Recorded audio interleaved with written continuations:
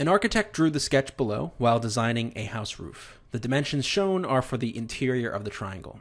What is the value of cosine of x? So, new topic, trigonometry on the SAT. We got to find the cosine of x. There are more complicated ways of doing this. For example, you probably could use law of cosines here. Yeah, you could use law of cosines, but that's a little bit overboard, because if you drop the perpendicular here, let's actually redraw this. We've got our triangle. This is 24. This whole thing is 32. If I drop this perpendicular, this gets cut in half and it becomes 16 and 16.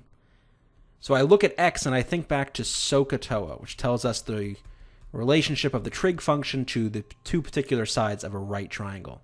For cosine, it's adjacent over hypotenuse. And notice in this case, the cosine of x is therefore going to be the adjacent, which is 16, over the hypotenuse, which is 24. And that reduces down to 2/3. So if you know your definitions of trig functions, not too bad. Here's a very big change from the old SAT. The old SAT had no trig at all, but here, of course, we see trig. We'll see how complicated they get with this. I believe there are some questions in the no calculator permitted section that do some trig, but most likely it's going to be basic trig, right? SOHCAHTOA, maybe law of sines, maybe law of cosines. That might even be a stretch. We'll see how far they go with it. If anything, it's not going to be a huge part of the test anyway.